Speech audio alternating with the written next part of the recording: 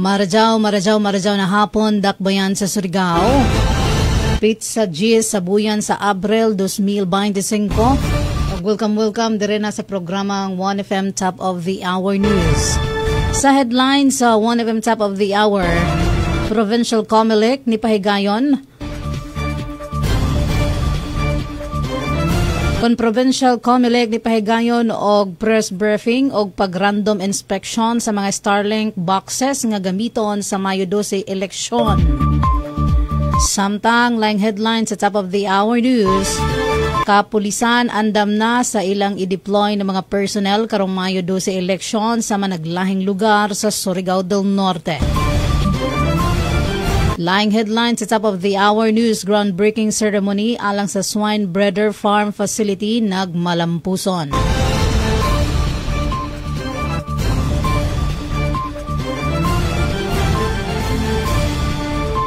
Sa detalye sa 1FM Top of the Hour News, nanguna sa tagpahigayon na inspeksyon ni adtong Abril 8, 2025 sa mga Starlink boxes silang Provincial Election Supervisor Attorney Alvin Cantas, Surigao del Norte PNP Provincial Director Warren Dablo, local media from different outlets, sanan mga representante ng political parties. Tuyo ka mga block boxes and random na tagpili out of 53 boxes. Dakan makita kung uno'y suyod sa ilayom sa non-transparency, human nga dunay nakitaan nga 33 ka mga Starlink boxes ngadto sa Placer, Surigao del Norte. Nga didto lamang gibutang sa pribado nga bayay nga waya mahibayo ang Provincial Comelec. Sumaya pa ni Comelec Caraga Regional Director Attorney Edwin O. Kadungog ang ija pagpasabot ang purpose nan inin mga Starlink sa national election kon national and local election. Para ni siya sa ato ang mga areas or mga voting centers nga wala gyud signal, no? So katong naay mga signals nga mga voting centers, katong mga ordinaryo nga telcos ang atong gabiton. Di man kita matingala kung ang magamit ta og telco ang ato ang pag-transmit tungod kay kini siya single highway rin siya, exclusive ni siya para sa transmission sa Comelec sa ato ang resulta sa eleksyon. So telco ang gigamit pero exclusive ni siya sa Comelec ang highway ani. So di ta mangay nga mabalaka ni ini. Ikaduha, ang kaning mga sa Starlink nga nabot katug yun siyang sa mga areas nga wala gyud di gyud mo function ang atong mga telcos. Pero naman daw school nga doon ay signal, attorney. Maunay amo ang sa pag-meeting namo among gireklamo. Unya katingala pud mi nga nganong wa gyud siya usba nga amo nang kaduha na mi sa atong bahin diri sa Caraga. Ang atong regional office nagpadala na og abiso, advice nga dili ni siya reflective sa atong panginahanglan diri sa atong mga signals diri sa Caraga. So, wa man gihapon maabot ang naabot diri ang assignments maura gihapon. So, wa ko kasabot sa atong provider ni ini nganong wa nila usba sa sumala sa panginahanglan sa atong lokalidad. Dugang paisab ni Provincial Election Supervisor Attorney Alvin Canta. Everything is in order and the public deserves to know. Ang guidance mo ni Chairman is part and parcel requirement ginato at all times in every proceeding dapat aware ang publiko. Kay kabalutan nga daghay mga bashing karon sa social media nga posible gani kuno mahap ang atong resulta. So we make it sure na every step of the way the public through your intercession matagaan sila correct information. I would like to take this opportunity to buttress an allegation of a fellow lawyer, by the way, nga niyon siya nga dali maha ang resulta sa atong makina kay kuno nakakonekta sa internet while voting. That is a very big fat lie, no? Pregnant allegation gina siya kanang grabe gina siya ka pakak na dako.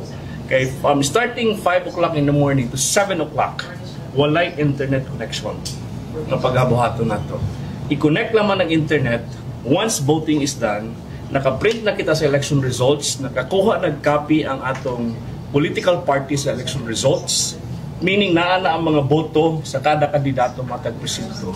And that will be the time that this Starlink will be connected to the internet so that the results as reflected in the election results of which political parties will have a copy will now be transmitted to the canvassing system.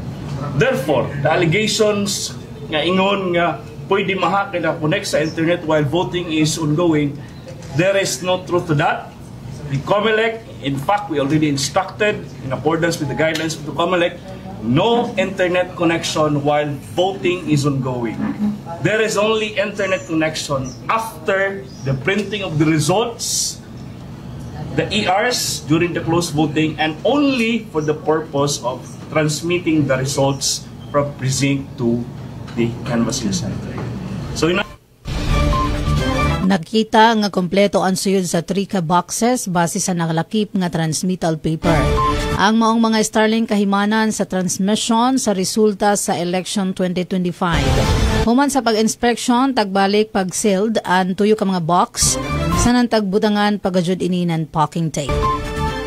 8 minutos nang nilabay sa alas 3 sa dugang detalye sa 1FM Top of the Hour News.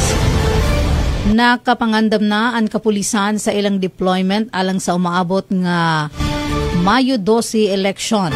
Kini ang pamahayag ni Surigao del Norte PNP Provincial Director Warren Dablo atol sa press briefing ni adong Abril 8 sa Provincial COMELEC Office. Nagpapakandam kami sa mga deployment sa umaabot na pinili ay karong May 12. In fact, nanami personnel, specific personnel na naka-assign aning mga voting precinct together with their cell phone number and manage and nakalatag na po nato ang mga reaction team to assist us in this coming election. Dugang paisab ni Surigao del Norte PNP Provincial Director Dablo nga ay 5 ka mga area sa Surigao del Norte ang nabilong sa yellow category nga hatagan og more deployment. Kini mao ang Surigao City, Sison, Claver, San Benito og Malimuno. As usual, during that press briefing together with the COMELEC, last week man siguro to, there are 5 areas sa Surigao del Norte ang nasa yellow category. Surigao City, Claver, San Benito, Sison, and Malimuno. So, mga siyang gitagaan more deployment. Actually, meron na 1 team sa Malimuno to assist the police station. Also, the same time with Claver, Sison, then Surigao City. Makita lang nyo ang sa Surigao City every day, 24 hours a day, makita niyo mo around the clock ang patrolling sa mga polis. Mokado ang tipik na mensahe ni Surigao del Norte PNP Provincial Director Dablo. Samtang laing detalye sa 1FM Top of the Hour News, nagmalampuson ang gihimong groundbreaking ceremony alang nasa swine breeder farm facility nga dyan nahimutang sa boundary ng Barangay Mapawa o Barangay Quezon ning atong dakbayan sa nakalabayang adlaw. Ang pasilidad pauswagon sa pagtitimbayayong sa CP Foods Philippines o sa kaklubal kon Global Agro-Industrial Leader.